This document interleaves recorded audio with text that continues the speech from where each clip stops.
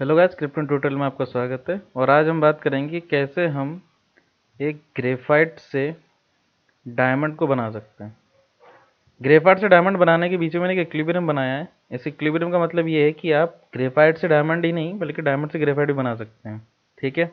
अब इसको समझने से पहले आपको पता होना चाहिए कि ये जो इक्विलिब्रियम है इसको हम बोलते हैं फिजिकल इक्विलिब्रियम।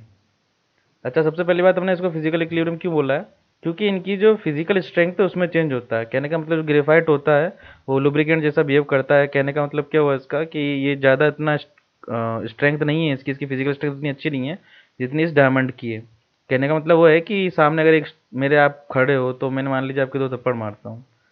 कोई भी खड़ा है जिसके मैंने दो थप्पड़ मारता हूँ, तो दो थप्पड़ मारने के बाद अगर दो थप्पड़ तक कोई सहन कर लेता है, मतलब उसको चक्कर नहीं आ रहे हैं या फिर उसको खून नहीं निकल रहा कान से, इसका मतलब क्या उसकी स्ट्रेंथ अच्छी है। अगर एक ही में सब कुछ हो गया, ये खून वून निकलना हो गया, इसका मतलब इसकी स्ट्रेंथ अच्छी नहीं है। वैसे डायमंड है, डायमंड को आप कितना भी तोड़ लो टूटेगा नहीं, लेकिन ग्रेफाइट को आप तोड़ लोगे तो टूट जाएगा। ठीक है। तो उसको फिजिकल स्ट्रेंथ में चेंज होना और उनके बीच का जो इक्विलिब्रियम होता है उसी को फिजिकल इक्विलिब्रियम बोला जाता है। फिजिकल इक्विलिब्रियम के लिए ली चैटलियर ने एक बात बोल दी थी पहले ही। ली चैटली का कहना था कि अगर आप प्रेशर को इंक्रीज करोगे तो आपका जो इक्विलिब्रियम है वो उधर मूव करेगा जहां पर जो वॉल्यूम है वो क्या होगा, कम होगा। ठीक है। इक्विलिब्रियम विल मूव जहां पर वॉल्यूम क्या होगा, कम होगा। और अगर प्रेशर आप डिक्रीज कर देते हो तो इक्विलिब्रियम वहां मूव करेगा जहां पर वॉल्यूम क्या होगा, ज्यादा, अपोजिट हो जाएगा। कहने का मतलब, अरे बात समझ में? तो एक तो ये पॉइंट आपको ध्यान रखना है। दूसरा पॉइंट क्या है? दूसरा पॉइंट बोला गया था हीट के बारे में। इन जनरल जो कार्बन की फॉर्म होती है वो क्या होती है, ग्रेफाइट। इसका मतलब ये इसकी क्या है, मोस्ट स्टेबल फॉर्म। कहने का मतलब ये है कि जो नेचर के अंदर मिलता है वही उसकी स्टेबल फॉर्म होती है। तो कार्बन कैसा मिलता है, ग्रेफाइट के फॉर्म में। और ये दोनों क्या है, कार्बन के एलोट्रोप। और डायमंड उतना नहीं मिलता है नेचर के अंदर। ऐसा थोड़ी कि पेड़ पर लग रहा है डायमंड को तोड़ लिया आपने। तो ये इसकी कौन सी फॉर्म है, लेस स्टेबल फॉर्म है। ये बनाना पड़ता है, ये बनता है। अब कैसे कैसे बनता है? तो आपका जो कोयला यानी कि ग्रेफाइट क्या है, एक तरह का कोयला ही है। तो कोयला ही आपका किसमें कन्वर्ट होता है, डायमंड के अंदर कन्वर्ट होता है। अब कैसे कन्वर्ट होता है इसको समझने के लिए आपको एक और चीज जिसको मैंने बोला हीट। तो जब भी आप मोस्ट स्टेबल से लेस स्टेबल की तरफ जा रहे हो, कहने का मतलब जब भी आप स्ट्रक्चर में कहाँ जा रहे हो, मोस्ट स्टेबल से लेस स्टेबल की तरफ। ध्यान रखिएगा, मोस्ट स्टेबल और लेस स्टेबल उनके नेचर में मिलने की वजह से बताया जा रहा है, ना कि उनकी स्ट्रक्चर की वजह से। तो मोस्ट स्टेबल से लेस स्टेबल जाने का मतलब क्या हुआ कि आपको जो हीट है वो देनी पड़ेगी, यानी कि डेल्टा एच पॉजिटिव, यानी कि प्रोसेस कैसा होगा आपका, एंडोथर्मिक होगा। तो अगर ये प्रोसेस एंडोथर्मिक है तो इस केस के अंदर क्या बोला गया था ली चैटलियर के केमिकल इक्विलिब्रियम में? ली चैटलियर ने क्या बोला था केमिकल इक्विलिब्रियम में? ली चैटलियर ने बोला था कि अगर आप टेम्परेचर इंक्रीज करोगे तो रिएक्शन किधर की तरफ जाएगी, आगे की तरफ जाएगी। मतलब जो आपका इक्विलिब्रियम वो किधर की तरफ जाएगा, वो आगे की तरफ मूव करेगा। ठीक है। तो इन दोनों चीज़ों को ध्यान में रखते हुए क्या हम यहाँ से समझे कि अगर आपके पास ग्रेफाइट है और वो क्या कर रहा है, डायमंड में कन्वर्ट हो रहा है, तो कब कन्वर्ट हो सकता है?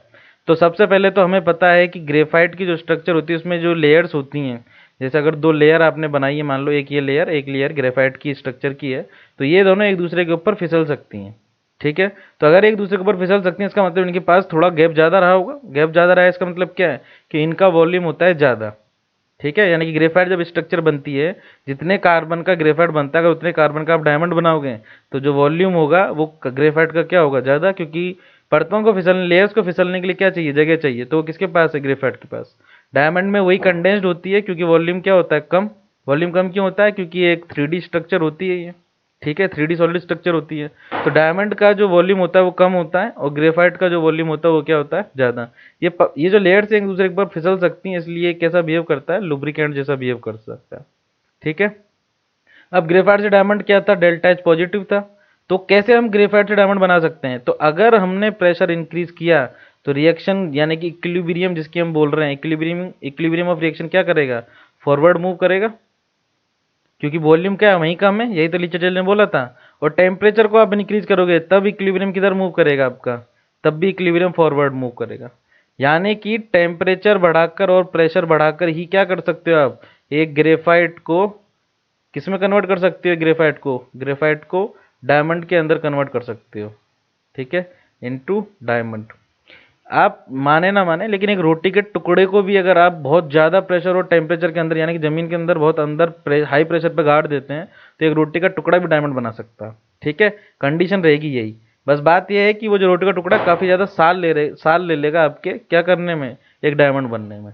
तो ऐसे करके हम क्या कर सकते हैं, ग्रेफाइट को डायमंड में कन्वर्ट कर सकते हैं। बाकी और जानने के लिए फिजिकल इक्विलिब्रियम में नेक्स्ट लेक्चर का वेट कीजिएगा। नेक्स्ट लेक्चर के अंदर ऐसे ही किसी धमाकेदार कन्वर्जन के साथ आपके सामने लौटेंगे। जैसे कि अगर कोई एयू सॉलिड है तो एयू लिक्विड में अगर उसको कन्वर्ट करना है तो क्या क्या कंडीशनें रहेंगी। ठीक है, तब तक के लिए tata bye bye and happy Diwali from my side. और अगर कोई पटाखे की आवाज़ आती है तो उसको इग्नोर कीजिएगा क्योंकि दिवाली का बहुत टाइम है। ठीक है, चलिए बाय।